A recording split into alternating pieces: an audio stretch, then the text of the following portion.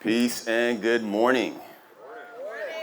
So yes, thank you to everybody. Thank you, John, who's going to be helping us slide. So if you see us point or do a silly dance, that just means the next slide is going. And thank you for everybody for being here. This is a wonderful event for us at Men at Work Healing. We were here last year. This was the first time we ever came to a rock climbing festival.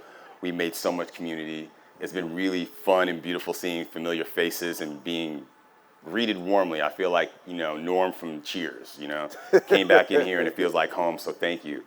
So, my name is Dakil Hasif. This is my brother Dawood Abiid, and we're part of an organization called Men at Work Healing. John. So, who are Men at Work Healing? We started out as a collective of brothers who, through the years, have trained martial arts together, held community, really held each other accountable, and in the year 2020, the women in our community said, hey, can you show men how to take what y'all have and bring this outside and show it publicly? So I can honestly say September 1995, I started rocking with Dawood. So it's been 30 years of brotherhood, friendship, building.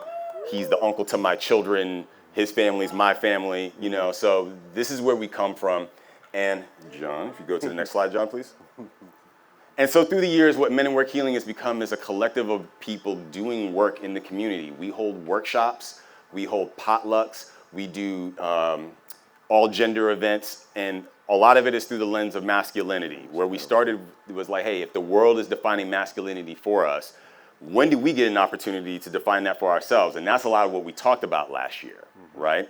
And through doing this work, what we really discovered is this work is not about men and it's not for men. It is really understanding masculinity and its place in the world. And that masculine and feminine principle lies within us all, right? So in order to really embrace that and look at it from a healthy lens, it does require conversation. It does require for us to talk about things that are holding on our heart, opportunities to really build and talk about our traumas, our griefs, and the things that we've moved through. And then how do we get through this together? Because often you think you're holding, this feeling for yourself, and then someone else in the room speaks up and you're like, wow, I'm feeling the same thing too. And people have really formed community around that. So we've done everything from bike rides, we've been to mountain climbing festivals, we out in Seattle doing work. And today, Mexico, yeah, all over the place. It's been really beautiful. Chattanooga is one of our favorite places, and we're looking forward to coming to Memphis. But today we're here to talk about something in particular. Yep. Grief. Grief can bring us to the ground. We all know, I've been talking and listening, these are heavy times right now in this country. We are moving through a lot. Communities disrupted, our way of being disrupted, and also finding new opportunities for things to grow and build. But, grief can really floor us if we're not paying attention, if we're not taking care of ourselves. But grief also reminds us how we can rise again, particularly through play. And for this, we're just giving a shout out to our brother Jaman, who is a really important part of this community. He was an important part of us coming into this community last year. And he's just a constant reminder that when you play, we can have fun and we can move through things. And we are here today to talk about how we can use play to help with grief. Next one. So everyone here, what we all have in common is we like moving our bodies, right? Rock climbing is the passion for most people who here are present. It's something that you do, you find something out of it. It's gratifying in some kind of way.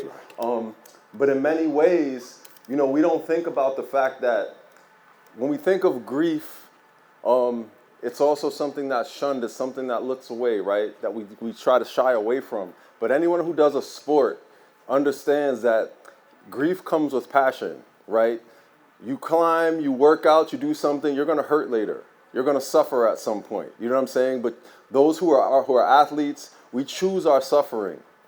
We understand that it's something that makes us stronger. It's something that is going to help us better perform in this thing that we love. And someone once told me that suffering is pain without intention, right? So when we have the intention, we're able to embrace it because I understand it's part of our process, right? Instead of something that's just happening to us. For those who are athletes, people who have a discipline. It's something that a lot of people don't have the blessing of having that relationship. So when they're feeling pain, pain is just pain, but many of us who have, a passion for these different sports, we do have a different relationship with pain. You climb and your fingers are hurting, and instead of being upset about it, why is this happening to me? You're kind of like, yeah, my fucking fingers hurt. Like, I had fun yesterday. Excuse my language, but it's a different relationship, right? And we wanted to kind of connect that to the idea of grief as well, because if we're feeling, next one, please. John, next slide. The idea that we're feeling this stuff because we're trusting ourselves, we're trusting the process. So when we go to a rock and it's something that looks overwhelming, you still try, because there's a form of trust in it. You're not going to attempt it if you think you're going to fall. Like, if you feel you're going to kill yourself or you're going to hurt yourself, you don't do it. So the fact that that there's an attempt, there's an overarching faith and trust. You know what I'm saying? That we might not even think about, but the attempting is showing you that it's there. You know what I'm saying? So we just wanted to remind that. And in many ways, life is similar. You know what I mean? Life can be overwhelming. Life can be frustrating. Life can hurt. It can be painful. It can knock you down. But when we wake up every day and we keep moving, whether we realize it or not, that trust is in the back of our mind. That trust is in our heart, which is why we take another step forward. Similar to climbing a rock that's intimidating, right? Next one. And in that journey, similar to climbing, you have spotters, you have mats, right? So you have these tools, you have these things that support you, that help you know that you're not going to hurt yourself as bad, or that you're not even going to get hurt, because someone is there to hold you, or you have these devices or things that are going to catch you if you fall, right? Whether it be a rope, whether it be a mat, whether it be clipping in, right? So the whole point is that it's not something that we do undertake alone. And similarly, next one, community, is that thing. So with grief, with climbing, it's not a thing that we do by ourselves, right? When we climb, we don't do it by ourselves. Most of the time we're safe. And in community, if we're dealing with grief or if we're suffering, it's something that ideally we find our mats, we find our clips, we find our ropes, we find our spotters in the people around us. You know what I'm saying? Those who are willing to undertake the challenge with us, who are there to support us in the journey. That's what we want to kind of point people to, because for ourselves and the work what we do, he said 95, we've known each other. It's not just as buddies, but seeing us go, we've seen each other go through everything. And the fact that we've seen each other cry, we've seen each other suffer, we've seen each other scared and not knowing what to do and being overwhelmed, but been present, and it didn't take away from our respect from each other. Where there's other people that I'll say, like, there's other friends of mine where in those moments I might have cried and they're looking at me like, this dude's crying. You know what I'm saying? And we're not as cool friends anymore. That was a deal breaker for them. They couldn't deal with that. You know what I'm saying? But the brothers that are around me now, they're people that I'm willing to be ugly, I'm willing to be weak, I'm willing to be vulnerable in presence of them, and it doesn't detract from who I am as a person, because they understand it's just something I'm going through, right? So again, with the idea of grief, it's something we go through, but ideally not alone, because that's what kind of supports us to push through. So we just want to remind people of that. Now with this community, play is very present. Everybody here likes to have fun, right? And I see that, right? Everyone likes to have fun here. It's going on. I see everybody fooling around and playing. With us, a big part of our work is play. So with healing, a lot of people always see healing as this overwhelming, heavy thing, but sometimes just laughing is the best medicine that you can have. You know what I mean? I had an elder in my family. She lived to 105. And when the babies were around, she turned into a completely different person toward the later part of her life. She's around adults. She's cranky. She's not talking. You bring children into the room, all of a sudden she was smiling. She's interacting. She's doing different things. So it's like even just that energy was healing. She got revitalized. And we downplay play a lot in our society. You know what I'm saying? And I would say especially for men. You know what I'm saying? A lot of times for me, I remember there was a time where you're asked to become more serious. You're asked to become more stoic. You're asked to put your toys away. You're asked to do certain things, and people look down on it. At the same time, though, that play is what keeps us going, right? So we want to uplift play.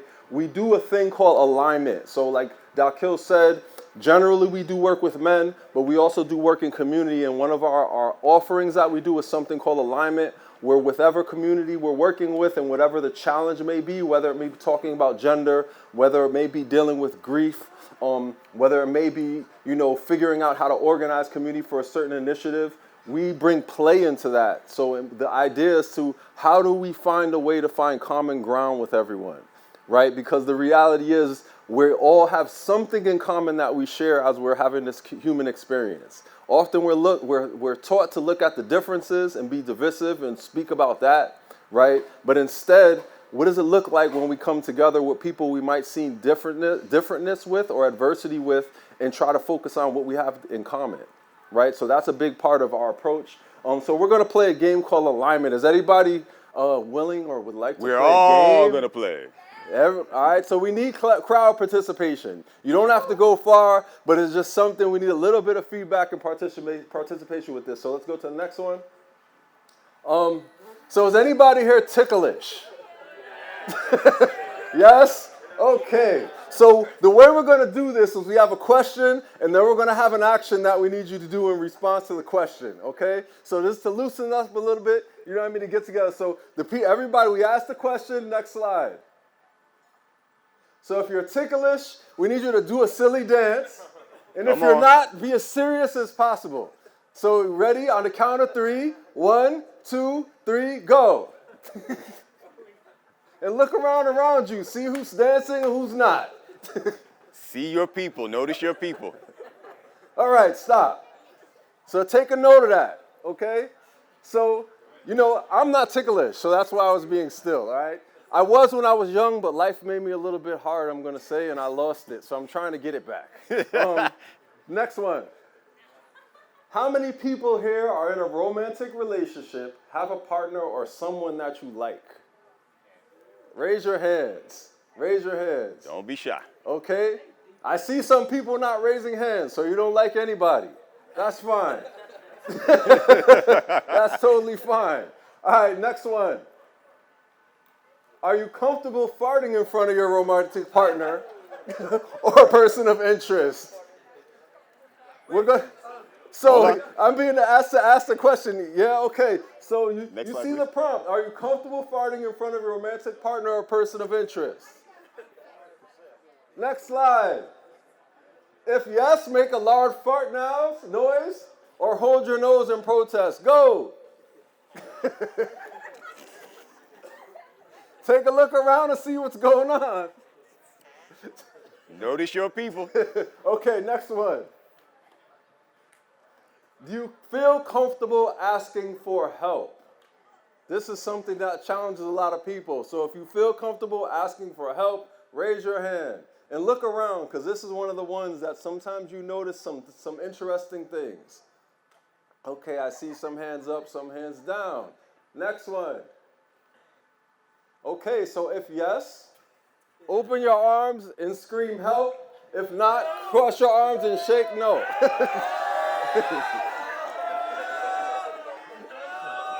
Great.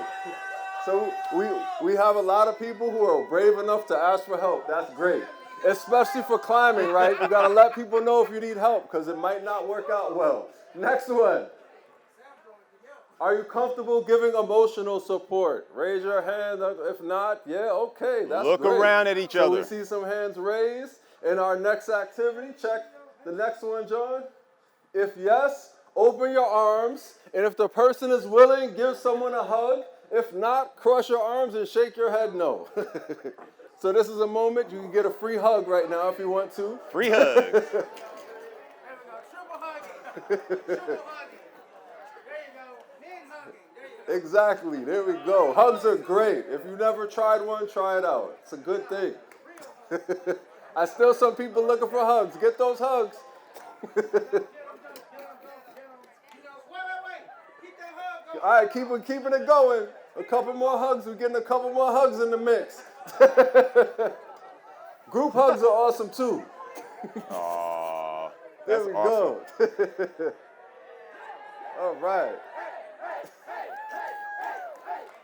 Yes. Nice. All right. That's awesome.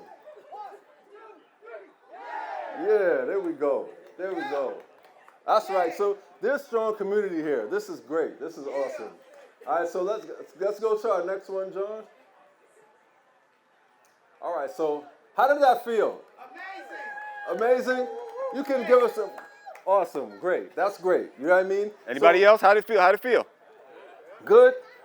All right, awesome. And the idea is like, this is community. And some people might not have had a hug in a while. So, you know what I mean? To take those time, it's the simple things sometimes. You know what I mean? That we don't even realize that, the other day, I'm just going to say in New York, it's people ask for money a lot. You walk around, people ask for money. This guy came to ask for money, and I was like, I don't really have anything. And then I realized I did, and he was like, today's my birthday. And I was like, oh, man, like such. So then we talked a little bit, and then he was like, can I give you a hug?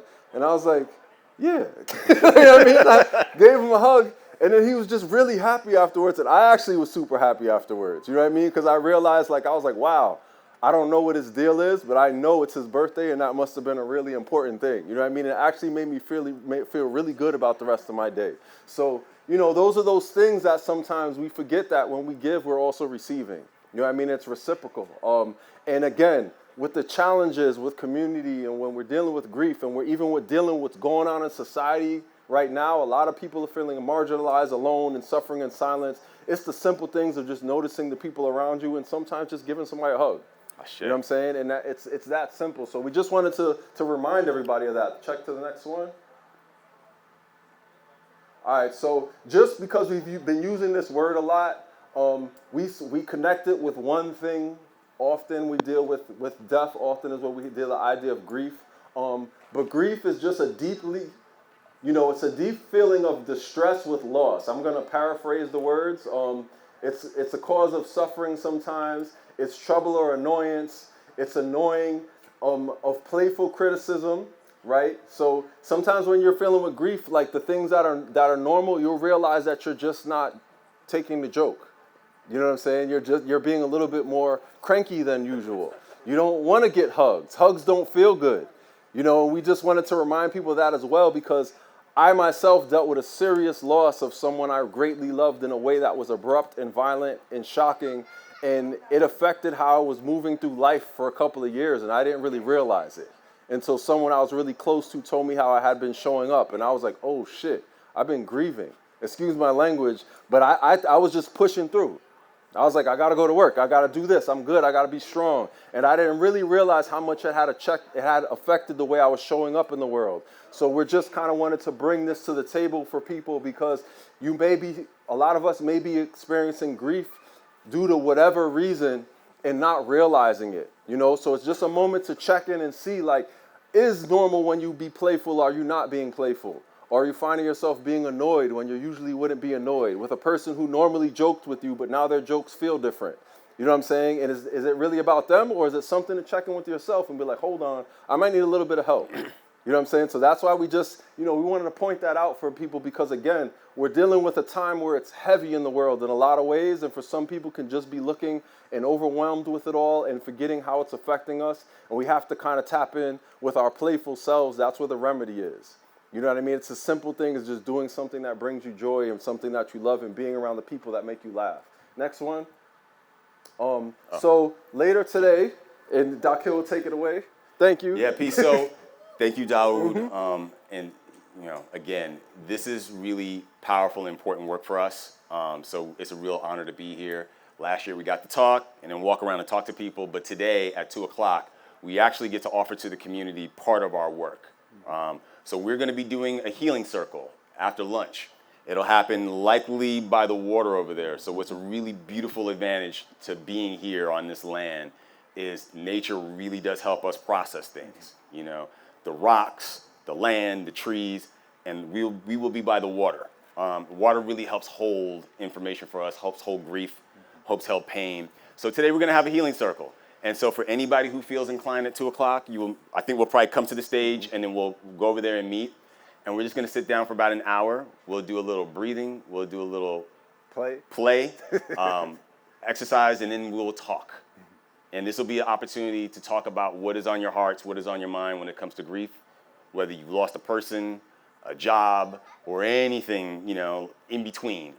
This is an opportunity to come and tap in with us. And we promise it'll be safe. It'll be fun, it'll be interesting, and it is a great honor for us to be here with y'all to work through this together. So, 2 o'clock, meet us here at the stage. Thank you very much. Thank you, John. Thank you, Sam.